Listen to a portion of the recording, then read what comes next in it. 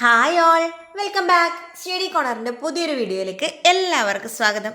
നമ്മൾ ഇന്ന് പഠിക്കാൻ പോകുന്നത് 3ാം ക്ലാസ്സിൻ്റെ 2ാമത്തെ ചാപ്റ്ററായ പലഹാരപ്പൊതിയിലെ തോൽക്കില്ല ഞാൻ എന്ന ഭാഗമാണ്. അപ്പോൾ നമുക്ക് നേരെ പാഠഭാഗത്തേക്ക് കടന്നാലോ? വീഡിയോ ഇഷ്ടപ്പെടുകയാണെങ്കിൽ ചാനലൊന്ന് സബ്സ്ക്രൈബ് ചെയ്യുക, വീഡിയോ ഒന്ന് ലൈക്ക് ചെയ്യുക. നേരെ ക്ലാസ്സിലേക്ക്. മുന്തിരിങ്ങ ഒരു റഷ്യൻ കഥയാണ്. നമ്മൾ പഠിച്ചു കഴിഞ്ഞു. മുന്തിരിങ്ങ എന്ന കഥ എന്താണെന്ന് പഠിച്ചു കഴിഞ്ഞു. ഭക്ഷണവും കുട്ടികളും വിഷയമാകുന്ന രചനകൾ നമ്മുടെ ഭാഷയിലുമുണ്ട്.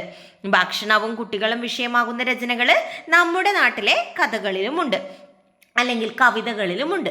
അപ്പം അത്തരത്തിലുള്ള ഒരു കവിതയാണ് നമ്മൾ വായിക്കാൻ പോകുന്നത്, തോൽക്കില്ല ഞാൻ. നോക്കാം നമുക്ക്. മേരിയോടന്നും ചോദിച്ചു ഞങ്ങൾ, പേരെന്താ കുട്ടി? ഒരു മേരി എന്ന് പറഞ്ഞ ഒരു കുട്ടിയോട് എന്ത് ചോദിച്ചു? നമ്മൾ പേരെന്താ എന്ന് ചോദിച്ചു. അപ്പം മേരി എന്ത് പറഞ്ഞു? പേരക്ക എന്ന് പറഞ്ഞു. ഇതാ നോക്കിക്കോ, മേരിയോടന്നും ചോദിച്ചു ഞങ്ങൾ, പേരെന്താ കുട്ടി? പേരക്ക എത്രേ? പേരെന്താന്ന് ചോദിച്ചപ്പോൾ ആ കുട്ടി എന്താ പറഞ്ഞത്? പേരക്ക. നാണം കെട്ടുമടങ്ങില്ല ഞങ്ങൾ, നാടെന്താ കുട്ടി? നാരങ്ങ എത്രേ? ആ കുട്ടിയോട് വീണ്ടും ചോദിച്ചു, നാടേതാന്ന് ചോദിച്ചു. അപ്പം ആ കുട്ടി പറഞ്ഞു, നാടേതാണ്? നാരങ്ങ എന്ന് പറഞ്ഞു. നമുക്ക് നോക്കേ, ഒന്നുകൂടെ വായിക്കാം. മേരിയോടൊന്നും ചോദിച്ചു ഞങ്ങൾ, പേരെന്താ കുട്ടി? പേരക്ക എത്രേ? നാണം കെട്ടുമടങ്ങില്ല ഞങ്ങൾ, നാടെന്താ കുട്ടി? നാരങ്ങ എത്രേ? അല്ലേ? മനസ്സിലായില്ലേ?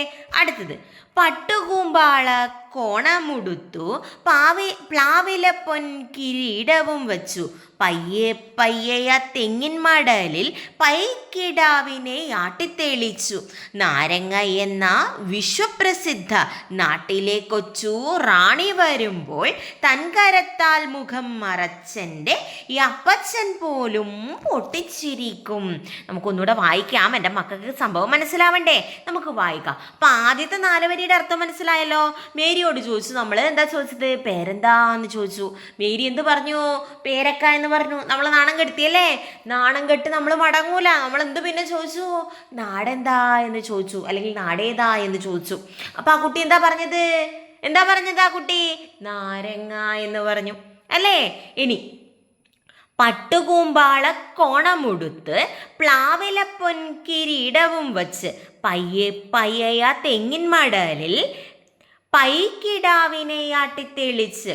അതായത് ഒരു പട്ടുകോണകം ഉടുത്തിട്ടുണ്ട് ആ കുട്ടി. അതുപോലെയോ തലയിലൊരു കിരീടം വെച്ചിട്ടുണ്ട്. എന്തിനെ കൊണ്ടുള്ള കിരീട വെച്ചത്? പ്ലാവിലേനെ കൊണ്ടാക്കിയ ഒരു കിരീടവും വെച്ചിട്ടുണ്ട്. അതുപോലെ ആ തെങ്ങിൻ്റെ തണലിൽ, അല്ലെങ്കിൽ തെങ്ങിൻ്റെ അടിയിൽ പൈക്കിടാവിനെ ഇങ്ങനെ തെളിച്ചുകൊണ്ട് നാരങ്ങ എന്ന വിശ്വപ്രസിദ്ധ നാട്ടിലെ കൊച്ച് റാണി വരുമ്പോൾ, അല്ലെ, നാരങ്ങ എന്ന നാട്ടിലെ അവിടുത്തെ കൊച്ച് റാണി വരുന്ന സമയത്ത് തൻകരത്താൽ മുഖം മറച്ചൻ്റെ അപ്പച്ചൻ പോലും പൊട്ടിച്ചിരിക്കും. തൻ്റെ കൈകൊണ്ട് മുഖം മറച്ചിട്ട് അപ്പച്ചൻ പോലും പൊട്ടിച്ചിരിക്കും എന്നാ പറയുന്നത്. അതായത് നമ്മുടെ നാട്ടിലെ ഒരു കുഞ്ഞു വാവ, അല്ലെങ്കിൽ ഒരു കുഞ്ഞു പെണ്ണ് എന്ത് ചെയ്യുക, അല്ലെങ്കിൽ ഒരു കുഞ്ഞു കുട്ടി വരികയാണ്, അവരെന്തൊക്കെയോ വേഷവിധാനങ്ങളോടല്ലേ വരിക. ചിലപ്പോൾ അവർ തന്നെ എന്ത് ചെയ്യും? അമ്മയുടെയോ അച്ഛൻ്റെയോ ഷർട്ട് എടുത്തിടും, അല്ലെങ്കിൽ അമ്മയുടെ സാരിയുടെ അല്ലെങ്കിൽ ഷോളൊക്കെ എടുത്തിട്ട് തലയിലൊക്കെ കെട്ടും. അവരെന്നെ അതിനെ കൊണ്ട് സാരി ഉടുക്കും. അപ്പോൾ ഇവിടുത്തെ കുട്ടി എന്താ ചെയ്തത്? ഒരു കോണകം മാത്രമേ ഉടുത്തിട്ടുള്ളൂ. പിന്നെയോ ഒരു പ്ലാവിലേനെ കൊണ്ടാക്കി ഒരു കിരീടം വെച്ചിട്ടുണ്ട്, അല്ലേ? പൈക്കിടാവിനെ ഇങ്ങനെ ആട്ടി തെളിച്ചുകൊണ്ട് നടന്നു വരികയാണ്, അല്ലേ? അപ്പം മനസ്സിലായോ? അപ്പം മേരിയോടൊന്നും ചോദിച്ചു ഞങ്ങൾ, പേരെന്താ കുട്ടി? പേരക്ക എത്രേ?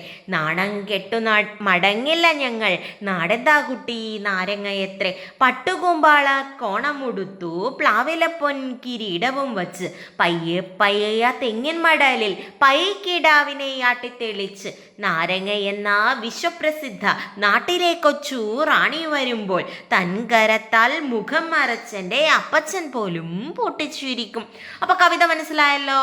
അടുത്തത്, അക്കിനാവിനെ കാണുമ്പോഴെല്ലാം അമ്മ ചെന്നങ്ങ് വാരിയെടുക്കും, ചുറ്റുമെത്തുന്ന ഞങ്ങളും ഓരോ വർത്തമാനങ്ങൾ ചോദിച്ചിരിക്കും. അപ്പം ഇങ്ങനത്തെ ഒരു കുഞ്ഞു പെണ്ണിനെ അല്ലെങ്കിൽ കുഞ്ഞു ചെക്കനെ കാണുമ്പോൾ അമ്മ എന്ത് ചെയ്യും? അമ്മ പോയങ്ങ് വാരിയെടുക്കും, അല്ലേ? ചുറ്റും കൂടുന്ന നമ്മളോ എന്ത് ചെയ്യും? കുട്ടിയോട് ഇങ്ങനെ ഓരോരോ കാര്യങ്ങൾ ചോദിച്ചിരിക്കും. ഇനിയോ, മാമു നിന്നെന്തു കുട്ടി നീ പെണ്ണേ, മാമോൻ ഇന്നെന്ത് കുട്ടി നീ പെണ്ണേ. അതായത് മാമോന് നീ ഇന്നെന്താ കൂട്ടിയത്, മാമോൻ ഇന്നെന്ത് കൂട്ടി നീ പെണ്ണേ, മീമി ചുട്ടതാണ് അമ്മച്ചി തന്നെ, കള്ളി നീ അതിൽ എന്തൊക്കെ തിന്നു, മുള്ളു മാത്രം ഞാൻ തുപ്പിക്കളഞ്ഞു, കണ്ണു രണ്ടും വയറ്റിൽ മുളച്ച് വൻമരങ്ങളായി വന്നാലോ പെണ്ണെ, മാന്തളിനൊറ്റ കണ്ണല്ലേയുള്ളൂ, മാറി നിന്നവൾ കൊഞ്ഞനം കുത്തും. നമ്മളെ വീട്ടിലെ കുഞ്ഞു മക്കളോട് നമ്മൾ എന്തൊക്കെയോ സൊറ പറയലില്ലേ, അതുപോലെ ഇതാ നോക്കിക്കോ, അമ്മ ആ കുഞ്ഞി പെണ്ണിനെ അല്ലെങ്കിൽ കുഞ്ഞി ചെക്കനെ കാണുമ്പോൾ എന്ത് ചെയ്യും, ഓടിപ്പോയിട്ട് കെട്ടിപ്പിടിക്കും അല്ലേ, എടുക്കും, വാരിയെടുക്കും. ചുറ്റും കൂടുന്ന ആൾക്കാർ ഓരോരോ കാര്യങ്ങൾ അവളോട് ചോദിക്കും. എന്നിട്ടോ അന്ന് നമ്മൾ എന്താ ചോദിച്ചത് കേട്ടോ, മാമൂനി ഇന്നെന്ത് കൂട്ടി നീ പെണ്ണെ, നീ നന്നാന്ന് മാമൂന്ന് വെച്ചാൽ ഭക്ഷണം അല്ലേ, മാമൂന് നീ എന്താ കൂട്ടിയത്, ഭക്ഷണത്തിന് നീ എന്താ കഴിച്ചത്. അപ്പൊ ആ കുട്ടി പറയാണ്, മീമി ചുട്ടതാണ് അമ്മച്ചി തന്നെ. മീമി എന്ന് വെച്ചാൽ മത്സ്യം, മീൻ ചുട്ടതാണ് ഇന്ന് അമ്മച്ചി വെച്ചാൽ ആ കുട്ടിയുടെ അമ്മ തന്നത്. കള്ളി നീ അതിൽ എന്തൊക്കെ തിന്നു, ആ തന്ന മീനില് നീ എന്തൊക്കെയാ തിന്നത്. അപ്പൊ ആ കുട്ടി പറയാണേ, മുള്ളു മാത്രം ഞാൻ തുപ്പിക്കളഞ്ഞു, ആ മീനിന്റെ മുള്ളു മാത്രം ഞാൻ തുപ്പിക്കളഞ്ഞു. അപ്പൊ ആ കുട്ടിയോട് ചോദിക്കുകയാണേ കേട്ടോ, കണ്ണു രണ്ടും വയറ്റിൽ മുളച്ച് വൻമരങ്ങളായി വന്നാലോ പെണ്ണെ, ആ മീനിന്റെ കണ്ണ് വയറ്റിൽ മുളച്ചിട്ട് വലിയ മരങ്ങളായി വന്നാലോ. അപ്പം ആ കുട്ടി എന്താ ചെയ്യാന്നറിയോ, ആ കുട്ടി പറയും, അവൾ കഴിച്ച മീൻ മാന്തളാണേ, അപ്പം മാന്തളിനൊറ്റ കണ്ണല്ലേ ഉള്ളൂ, മാറി നിന്നവൾ കൊഞ്ഞനം കുത്തും. അവളോട് നമ്മൾ എന്താ ചോദിച്ചത്, ആ മീനിൻ്റെ 2 കണ്ണും വയറ്റിൽ മുളച്ച് വലിയ മരങ്ങളായാലോന്ന്. അപ്പം അവൾ പറയും, ഞാൻ തിന്നത് മാന്തളാണ്, മാന്തളിനെന്നേ ഉള്ളൂ, ഒറ്റ കണ്ണേ ഉള്ളൂ എന്നാണ് ആര് പറയുന്നത്, അവിടുത്തെ കുട്ടി പറയുന്നത്. മനസ്സിലായോ? അപ്പോൾ KC ഫ്രാൻസിസിൻ്റെ പുതിയ മനുഷ്യൻ എന്ന കവിതയിൽ നിന്നുള്ള കുറച്ച് വരികളാണ് നമ്മളിവിടെ പഠിച്ചത്. വായിക്കാൻ നല്ല രസമുണ്ടായിരുന്നു അല്ലേ? ഓക്കെ, അപ്പം കവിത മനസ്സിലായല്ലോ. ഇനി നമ്മളിത് ഒരു തവണ കൂടെ വായിക്കണ്ടല്ലോ. എൻ്റെ മക്കൾ ഒറ്റക്ക് വായിക്കൂലേ? വായിക്കണോ നമ്മളിതൊന്നുകൂടി? വേണമെങ്കിൽ ഒരു കാര്യം ചെയ്യാം, നമുക്കിത് ഒരു തവണ കൂടി വായിക്കാം. ടീച്ചറുടെ കൂടെ വായിക്കുക കേട്ടോ. നോക്കാം. മേരിയോടെന്നും ചോദിച്ചു ഞങ്ങൾ, പേരെന്താ കുട്ടി, പേരക്കയത്രേ, നാണം കെട്ടു മടങ്ങില്ല ഞങ്ങൾ, നാടെന്താ കുട്ടി, നാരങ്ങയത്രേ, പട്ടു കൂമ്പാളക്കോണമുടുത്ത് പ്ലാവിലപ്പൊൻ കിരീടവും വച്ച്, പയ്യ തെങ്ങിൻ മടലിൽ പൈക്കിടാവിനെയാട്ടിത്തെളിച്ച്, നാരങ്ങ എന്ന വിശ്വപ്രസിദ്ധ നാട്ടിലെ കൊച്ച് റാണി വരുമ്പോൾ തൻ കരത്താൽ മുഖം മറച്ചൻ്റെ അപ്പച്ചൻ പോലും പൊട്ടിച്ചിരിക്കും. ഇനി അക്കിനാവിനെ കാണുമ്പോഴെല്ലാം അമ്മ ചെന്നങ്ങ് വാരിയെടുക്കും, ചുറ്റുമെത്തുന്ന ഞങ്ങളും ഓരോ വർത്തമാനങ്ങൾ ചോദിച്ചിരിക്കും, മാമൂൻ ഇന്നെന്തു കൂട്ടി നീ പെണ്ണെ, മീമി ചുട്ടതാണ് അമ്മച്ചി തന്നെ, കള്ളി നീ അതിൽ എന്തൊക്കെ തിന്നു, മുള്ളു മാത്രം ഞാൻ തുപ്പിക്കളഞ്ഞു, കണ്ണ് രണ്ടും വയറ്റിൽ മുളച്ച് വൻമരങ്ങളായി വന്നാലോ പെണ്ണെ, മാന്തളിനൊറ്റ കണ്ണല്ലേ ഉള്ളൂ, മാറി നിന്നവൾ കൊഞ്ഞനം കുത്തും. ഇതാണ് കവിത. ഇനി കുറച്ച് അർത്ഥം പഠിക്കണം. നമ്മുടെ ആ പാഠഭാഗത്തിൽ ഈ പാട്ടിൽ പറഞ്ഞിരിക്കുന്ന ചില പ്രസിദ്ധമായിട്ടുള്ള അല്ലെങ്കിൽ ചില പ്രത്യേക വാക്കുകളുണ്ട്. നമുക്ക് ആ വാക്കുകളുടെ അർത്ഥം ഒന്ന് പഠിക്കാം. കൂമ്പാള, കവുങ്ങിൻ്റെ പൂങ്കുലയെ പൊതിഞ്ഞു നിൽക്കുന്ന ഇളം മഞ്ഞപ്പോളയാണ് കൂമ്പാള. കവുങ്ങിന് പൂക്കുല വരുന്ന സമയത്ത് അതിൻ്റെ പുറമെ ഒരു ഇളം മഞ്ഞപ്പോള ഉണ്ടാകും. അതിനെയാണ് കൂമ്പാള എന്ന് വിളിക്കുന്നത്. അടുത്തത് കോണം.